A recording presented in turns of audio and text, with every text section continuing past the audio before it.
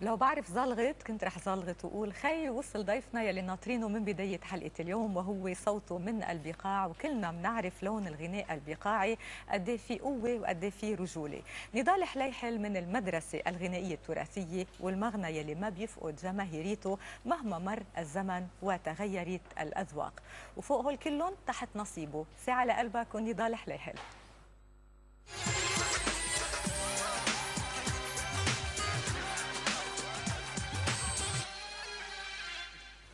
اهلا وسهلا فيك الفنان نضال حليحل. تاخرت علينا بعيون بيروت، ولكن عذرك معك عجقه سير اكيد خانقه. وين كنت علقان؟ اول شيء يسعد مساكم، انا بتمنى على طول ان شاء الله يا رب يضل في عجق بلبنان، ولا نوصل للخبريات طلع هون انفجار وهون انفجار والعالم مخبيه، وبدنا لبنان يكون في حيويه. انا معك بالفكره، وكان في عندنا اتصال عم نقول 100 مره تعجق ولا مره طرقات تكون فاضيه، ونخاف يكون في شيء. يعني ما بدنا يعني وصلنا بخير، شفناكم بخير، احسن ما الشق الثاني ما بدنا نحكي. جايين عم نبعلبك نضال؟ لا انا هون بيروت. بيروت طبعا. قولي عجقه بيروت اكثر من البقاع.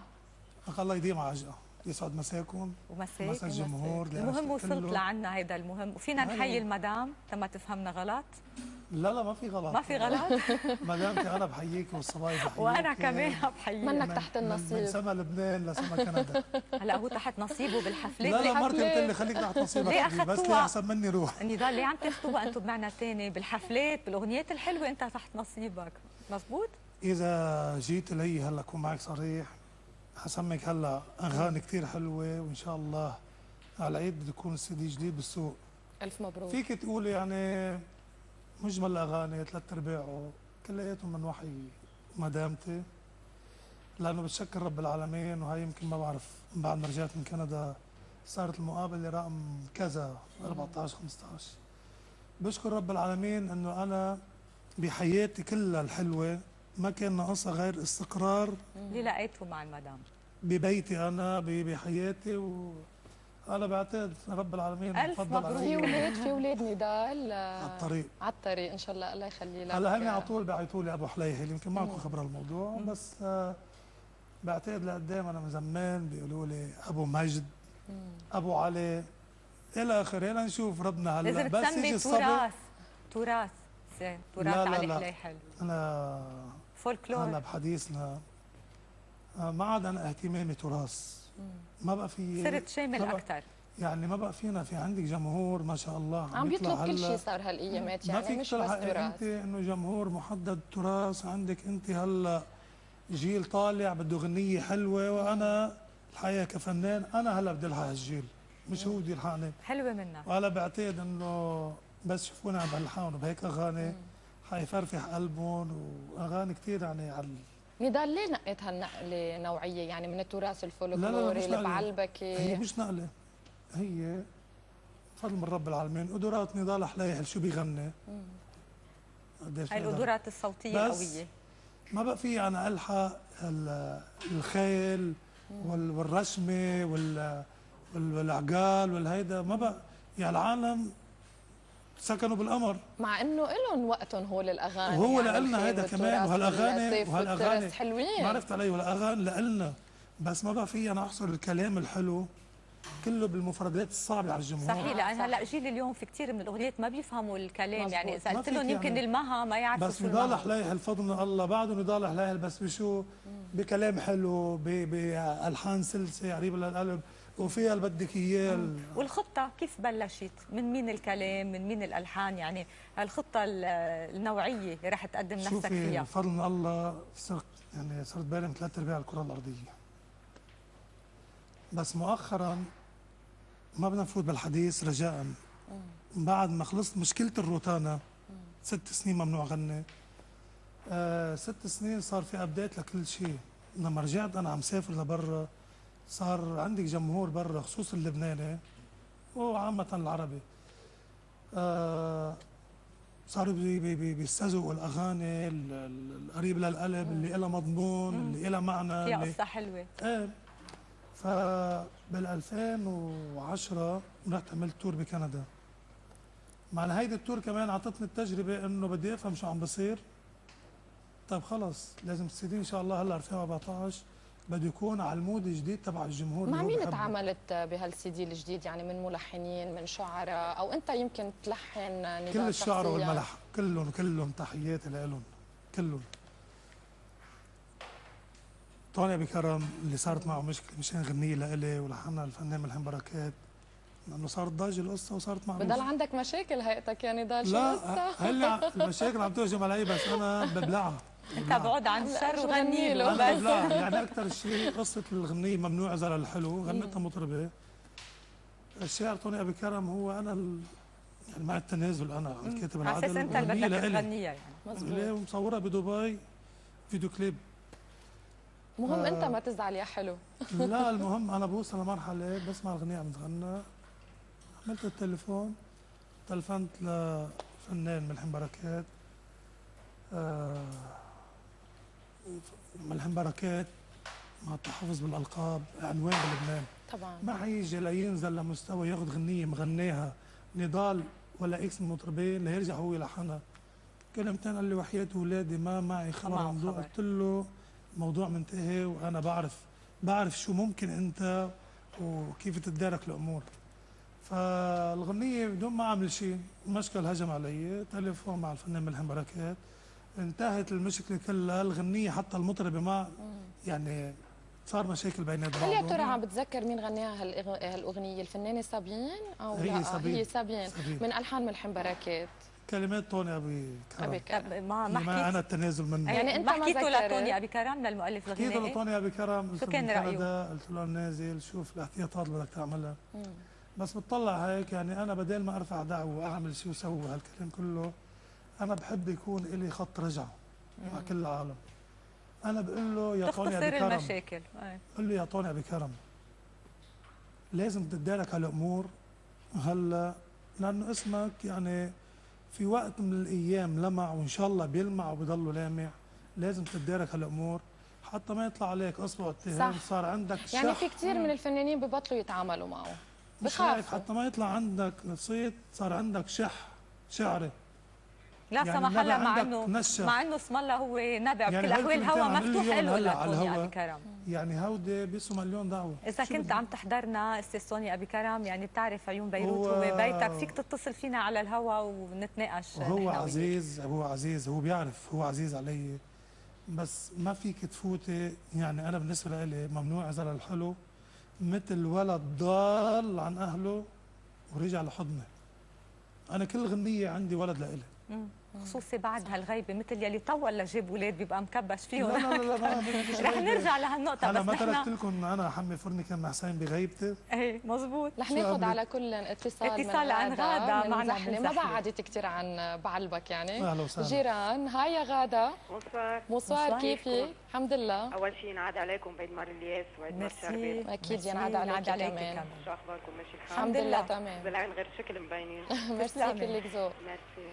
غادة، نعم. حابة تسألي شيء الفنان نضال حليحل، بما انه انت جارة يعني من زحلة لبعلبك بديك نص ساعة او هيك ثلث ساعة. اول شيء اهلا وسهلا بعيون بيروت، منور عيون بيروت. أهلا وسهلا فيك. وبدي اطلب منه غنية على ذوقه. واول شيء بدي ابعث تحية لعبد الوهاب وكريمة وماري من الزلقة، وبدي اهديهم الغنية وبهديكم اياها لكلكم. ميرسي يا غادة. اذاعة عيون بيروت. ونحن بنهديك الغنية يا غدغودة، وما تطولي الغيبة، سمعينا صوتك من وقت للتاني.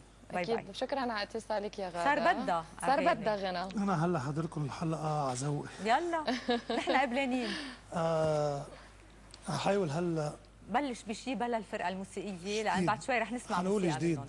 هلا حاول غنية وباخذ منكم دغري رأي حلو مش حلو، بنطلع الثاني. ايه 3 أغاني حمرهم مقطع اليوم مقطع. حنعمل لك ريتنج مثل ما بقولوا. دغري مباشرة انتم مثل ما بيعملوا يا ليكي يا مثلي.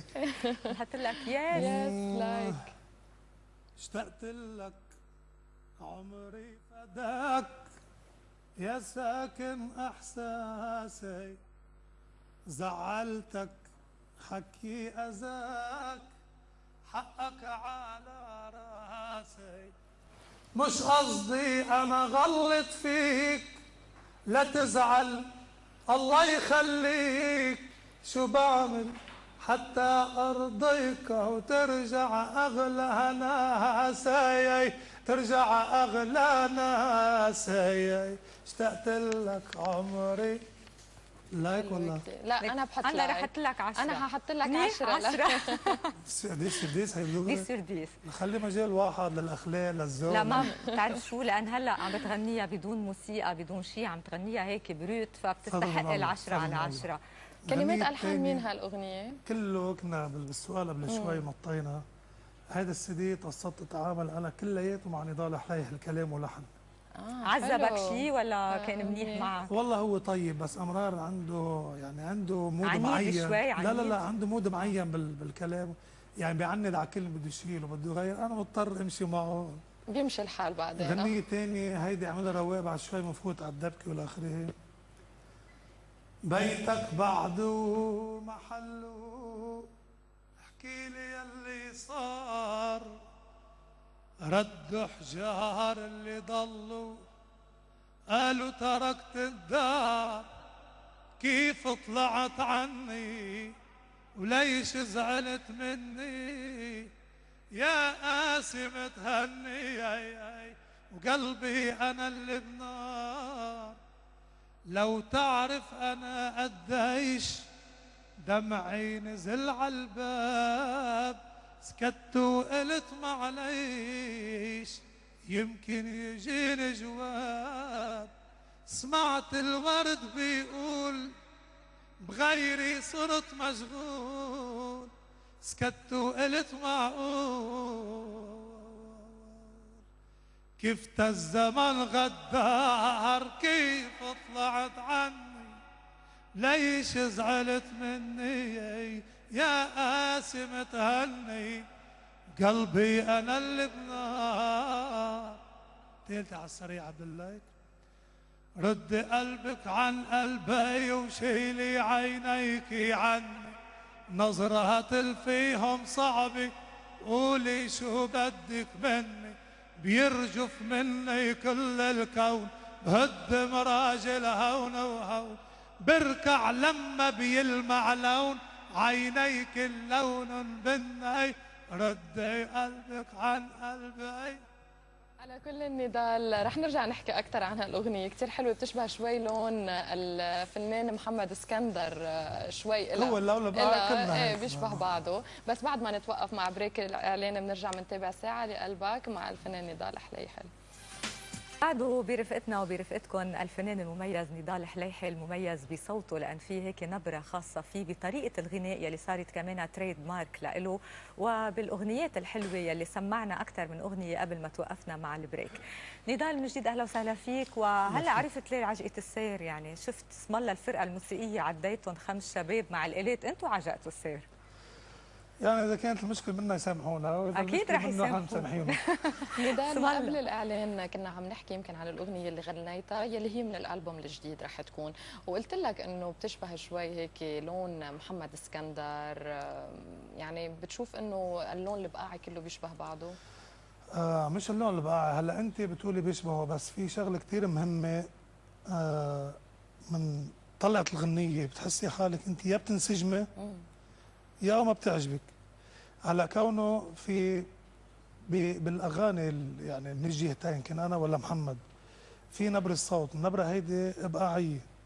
هلا بما انه صار عندك انسجام للغنيه وكمان هي نبره بقاعيه، دغري بده وما اجملها هالنبره البقاعيه. انا عفوقه بنت البقاع والله على راس ايه، بس انا البقاع الغربي مش الشرقي. كلنا المهم غنية حلوة نبرة بقاعية، بتحسي حالك انه قريبة إلك او سمعتيها او يعني في شيء، وكلنا يعني ولاد هالبلد ولاد هالجبل ولاد هالمناطق يلي عم تعطي اصوات كثير حلوه حقيقه. منطقتكم يعني يشهد لها بالاصوات الجميله على الساحه الفنيه. من المي مثل ما كمان يحكى عن عكار كمان في نسبه طولون السنه الجايه ان شاء الله اذا فيش كمان مقابله كنت انا هون.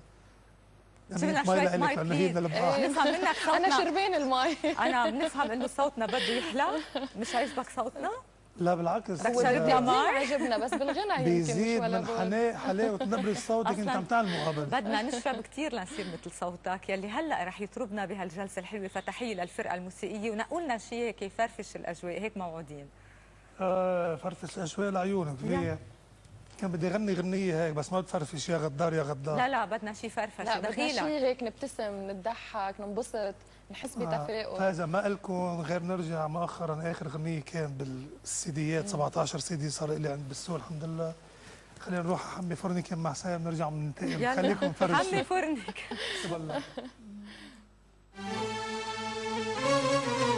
يا محسين عينيني عبل وهي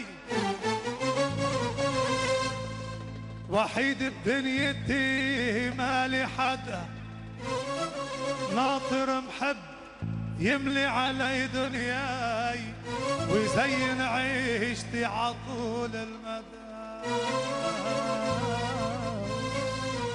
لك يا محسين اخيلي اعملي لي منقوش اذا اعطر وحدي كرمال الله واذا بتحبيني لما يفرنك يا ام حسين واعملي لي منقوشي اسمحي لي اكل بالليل بالي قرايب علوشي. لما يفرنك يا ام حسين واعملي لي منقوشي اسمحي لي اكل بالليل بالي قرايب علوشي. محسوب الزلم معطر بزيادي وحدي زعتر محسوب الزلم معطر بزيادي وحدي زعتر. لا بدي اطلب اكثر ولا اسمع لي مرضوشي. حمي فرنك يا ام حسين واعملي لي منوشي اصبحي لي اكل بيت لك يا ويلي روح الله.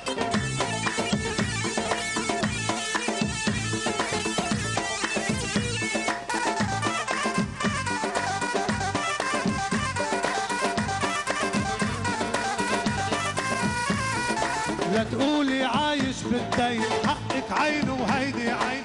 لا تقولي عايش بالدين حقك عين وهيدي عين. يكفي تقولي لي صح طيب وهلا بطردك خرطوشي. لك يم حسين العوافي بردان وفرنك داب ويم حسين العوافي بردان وفرنك داب. عجينك لونه صافي بيطلع اسمر هرموش. او حمي فرنك يا ام حسين واعملي لي منوشي اسمحي لي اكل بالدين وانا قرايب علوش.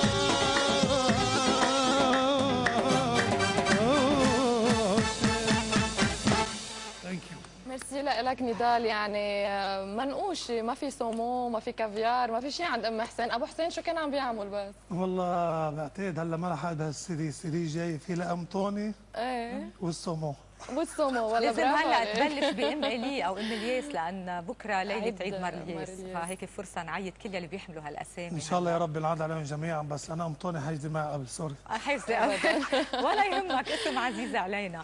قد ايه المنقوشه عندها فاتحه على السحور ولا لا؟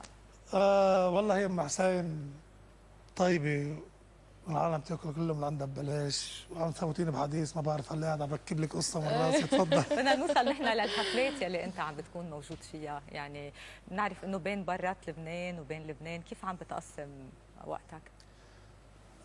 هلا حاليا الحمد لله ما عاد عندي مشكله. يعني هلا وين تيجي الحفله انا اخذت اوراق الكنديه. بدي كمان اذا ربنا اراد سنه واربع اشهر باخذ الباسبور الكندي. يعني الحفلات بكندا على مين يشيل لحد مش موضوع هيك. هلا انت كونك فنانه بدك كل يعني انا بدك تاخذ كل الفيز. ما بقى عندي مشكله بالموضوع الفيزا. يعني بكون بكندا بيجيني تليفون وانا تليفوني بتعرفي بعمله انترناشونال. بيجيني تليفون قالوا ايه اطلع على امريكا بالطياره باجي بعمل حفله وبرجع على امريكا بكون بلبنان وين بدي والحمد لله. نضال يعني هيك لك قرابه بين الفنان علي حليحل؟ والله علي حليحل يعني ابن عمنا بالنهايه. صدقيني صرت عامل كذا مقابله. ابن عمك اللزم او يعني ابن عمي مثل ما بنقول عاده انه يا ابن عمي؟ هو ابن عمنا. اوكي. يعني مش اللازم بيكونوا بي والبي. هو لقال لك شغله انا صدقيني هلا والله العظيم عم بحلف يميني عم قدام العالم. في شيء حديث انه وياكم بهالموضوع؟ لا بس مشان يعرف الجمهور لانه حتى انا ما بدي انه علي حليحل ياخذ يعني موقف. بالنهايه ما بيهمني حدا. بس نحن كاولاد عائله ما بحب حدا ياخذ موقف لانه صرت هلا كذا مقابله عم بعملهم بيطرحوا لي اسماء المطربين اللي بعيه واسم علي ابن عمنا ما في مشاكل ما في شيء.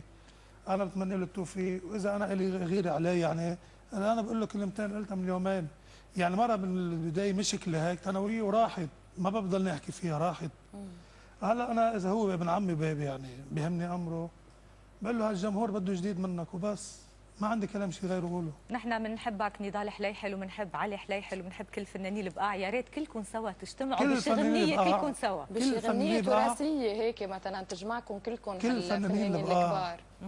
بيعرفوا انا انه كلياتهم اصحابي، مشان هيك يعني لازم انت تبادر تبادر بالخبريه، لمعين، لملح مزين، لكلهم شو حلوه الالفه كلهم سوا، شو حلوه الالفه تكون موجوده. في منهم اخواتنا وفي منهم كمان صاروا نحن ولاد عم. المهم المحبه ما والمهم عندك بنت عم؟ بدك شي بنت عم مثلا؟ اهلا وسهلا فيك يا عمي، مش الموضوع هيك. انا من الناس، اعوذ بالله من كلمه انا، واسمعيني منيح، انا صار إلي مود خاص فيي، ما بقى تفرق معي اذا بفوت لهون مقابل ما بتعجبني بقوم بحمل حالي وفل. لا يا عم لا، بدنا اياك تضلك هون. ليش؟ بعد ما عجبته المقابله، بعد ما مرات انا ب6 سنين مع روتانا بقمه الصعوبات بحياتي، ما بقى في يقعد يعمل حدا.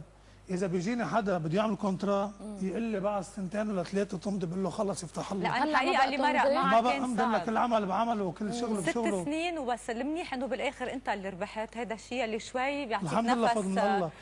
مش انه عم ربنا. بيشرح لك انه انا والله صاير انه، بس مرقت باصعب 6 سنين بحياتي. طبعا يعني بيعلموا الواحد، ما بقى في انا اقعد بقى خلص انتهت المسيره. شايف لو صوتي حلو وشربانه من ميتكم كنت انا هلا غنيت مع الفرقه وموهت لك عن نفسك، هلا انت بدك تموه عن حالك، بدنا تنسى الايام الصعبه اللي مرقت. بدنا نسمع غنية على ذوقك يعني اكيد. قبل الفرقه هسمعكم كمان جديد، شو رايكم؟ يلا. دوبتيني بثيابي، نسيتيني أحبابي، وأنا ناطر ناطر ناطر، قلتلك حد يكوني وهديتك نوم عيوني، وأنا ناطر ناطر ناطر ناطر، اسمع جواب يطفي بقلبي العذاب، جن الهوى طيرني الهوى، وانا ناطر ناطر ناطر، دوبتيني بثيابي، ناطر هالكلمة اسمعها وجروحي بقلبي تولعها، انت حبيبي دقات بقلبي تسرعها، وعلى غير عيونك تمنعها، انت نصيبي، وجن الهوى طيرني الهوى، وانا ناطر ناطر ناطر، دوبتيني بثياب، نسيتيني احباب، وانا ناطر ناطر ناطر، قلتلك حب وهديتك نوم عيون، وانا ناطر ناطر او ناطر، اسمع جواب يطفي بقلبي العذاب، ناطر اسمع جواب يطفي بقلبي العذاب، جن الهوى طيرني الهوى، وانا ناطر ناطر ناطر. لانه دوبتك بتيابك، هيدا اهم شيء. وحده غيرها. وحده غيرها. يلا. شعره من صوت، شعره منك عتيابي، هاي بعد غيابي عمرت، شعره منك عتيابي، ونستني بغيابي، شلت حملت بلهفة طويطة، حطيتها جوا كتابي، شعره منك عتيابي. مرتك شقرة او سمرة؟ سمرة. بس بتعرف حلوه كثير الصوره يلي شلتها يعني حبيبة قلبي. عن جد. بس انا لما بدي بحب مرتي شقرة بتشقر، بس بدي يا سمرة بتسمر. هلا كيف المود هلا؟ لكن مش احلى ما استحلي برا. لا اكيد لا. لا هلا مرتي حبيبة قلبي مهلوبة وسمرة، ورب العالمين دخيل اسمه اعطيها خلقة رضية هنية جميلة بشعرها مثل ما هي. من بعلبك كمان؟ مرتي مغربيه عمل لي. مغربيه ما سمعت. من المغرب. ايه من المغرب. حلوين تحياتنا يعني لكل كمان مشاهدينا بالمغرب، عنا كثير بيتابعونا من المغرب العربي وبيتصلوا فينا حتى من وقت للتاني. يا المغرب انا سهركم. سهر المغرب حيو. شو بدكم احسن من هالمساهره عنا من لبنان، لبناني مثل ما بيقولوا. والله الحمد لله كل الحمد لله. نضال اللي سمعناهم هالكم نموذج، الحلو انه ما بيشبهوا بعض، مع انه انت نفس الشخص اللي كاتب وملحن. اوقات واحد بخاف من التكرار، بتكتب قبل وبتلحن ولا بيطلع اوقات هيك النغمه بترجع بتفكر لها بكلمه مناسبه؟ على طول بكتب الكلام لاقتنع فيه. هلا شوفي في شعراء ملحنين كل واحد بيقول لك انا بلحن من دون كلامه. ما هي الكلمه بتعطيكي باي اتجاه باللحن بدك تروحي. ما في مثلا شعره منك عتيابه بدي اخذها بلحن دبكه ولحن الى اخره. بيتك بعده محله ما في اخذها بيتك بعده محله على اخر حنيه. هلا انا هكون معك دغري مباشره، هعطيك كمان غنيه جديده. شوفي كيف حنروح على الدبكه دغري. يلا قلنا وحده خدنا على الدبكه. قلنا وحده تبع عيون البنه. هلا الثانيه ردي قلبك على قلبي.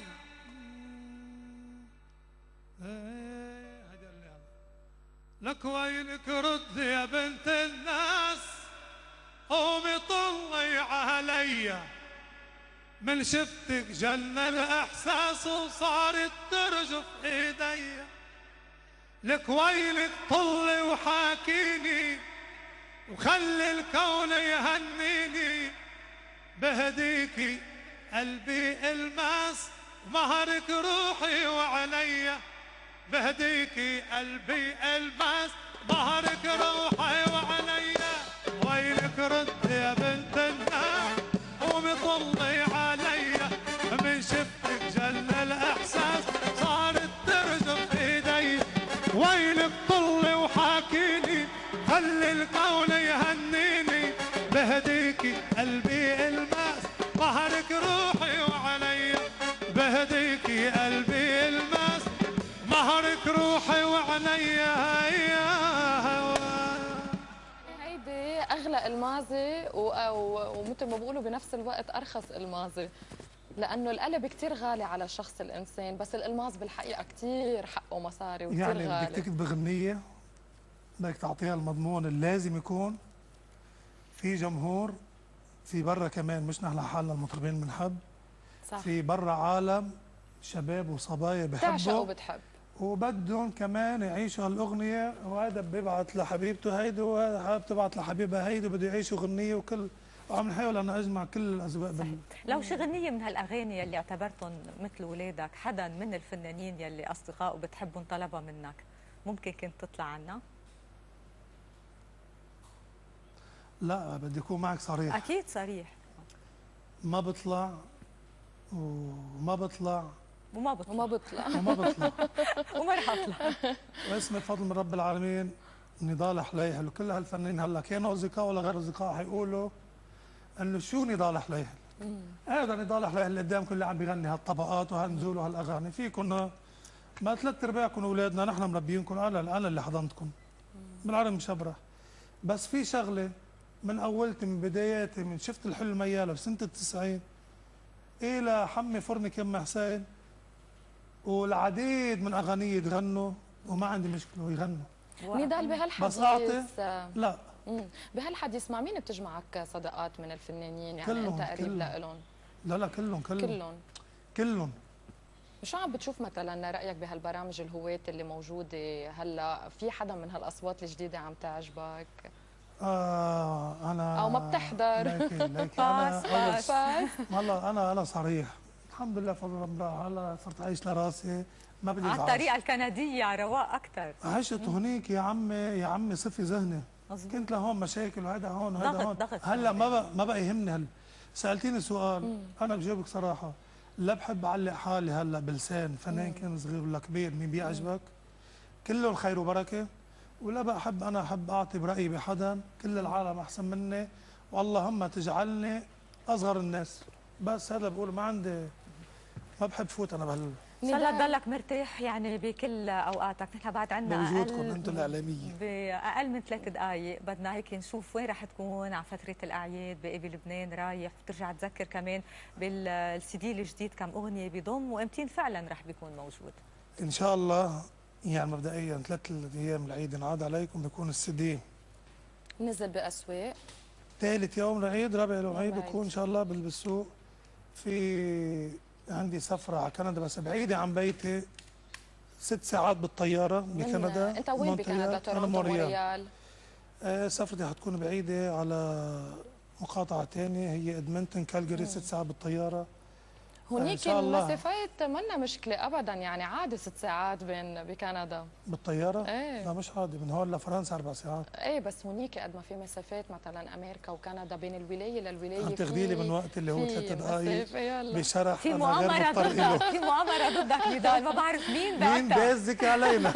نضال نحن كثير انبسطنا فيك، وبحيي الفرقه الموسيقيه، ومن هلا بقول لكم ينعاد عليكم بكل خير وبالصحه وبالتالق. وبما انه دخلت هالدخله الحلوه من خلال هالاغنيات بالفعل حبيناهم من اول سمعه، بدنا نتمنى لك التوفيق بالسي دي الجديد. انا بتشكركم ان شاء الله على طول دايمين نحن وياك مع بعضين كل سنه سنه ونص هيك على طول. بدنا كل اقل، بدنا كل اقل ان شاء الله يا رب. كل 6 اشهر. لا هو عاده كل سنه بينزل سي دي، قول سنه واكثر. وان شاء الله رب على طول بتضلكم مستبقين لكل شيء حلو. وتحيه لكل الاكيب معكم، للمخرج، للاوربت كلها سوا، كلهم بحيوا الجمهور الكريم. وبحيي كمان متحدين كل كندا، فادي ملو، حسن الحاج، كلهم اللي حطوا ايديهم بايدينا هونيك. ومنحيي مشاهدينا بكندا، وبدنا نهديهم بالختام على طريقتك على ذوقك. لعيونكم. ها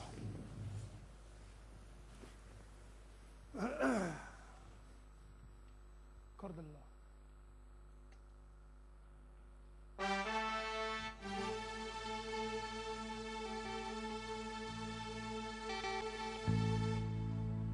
يما انت الحنية صلي وترد عليا، ولا غيرك داري بيا، ومشتهقة تشوف عيوني ام الشامة والخلخال، ولا غيره بيخطر عالبال. ربي هو عالم بالحال، ما تغمض ليلة شفوني. يما انت الحنية صلي وترد عليا، ولا غيرك داري بيا، ومشتاقة تشوف عيوني ام الشامة والخلخال، ولا غيره بيخطر عالبال. ربي هو عالم بالحال. وينه وينه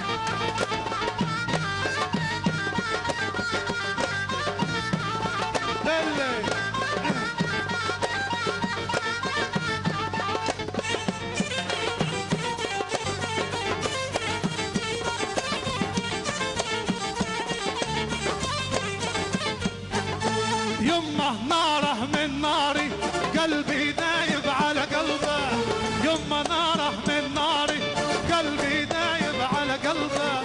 تضوي ليلي ونهاري، وهي عقلي وجنوني. تضوي ليلي ونهاري، وهي عقلي وجنوني. يما انت الحنية صلي وترد عليا، ولا غيرك داري بيا، مشتاقة تشوف عيون. والله عليك والله عليك يلي روحي بلدك. الله عليك والله عليك يلي روحي بلدك. توجتك ع قلبي الميت والساير على الغيب. توجتك ع قلبي الميت والساير على الغيب. تجرح قلبي المايل ليك، يمكن يرجع يأسى عليك. ويلي راح الله.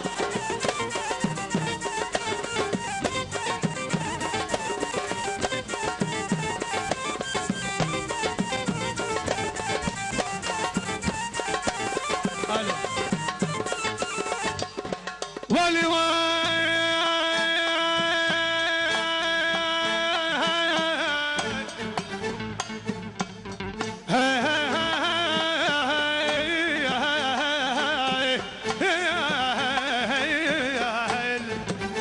للي بيغني يلا على الحلوين. ولي مرت امس بعيوني شفتها، مرت امس بعيوني شفتها مرور النحل عكوكب، شفتها أو جروحي من عسل ريقة، ولو جروحي من عسل ريقة، شفتها وبلمسة سحر في الجرح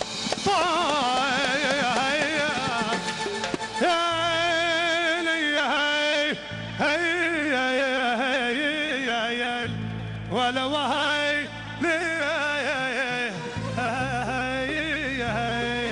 يا بيي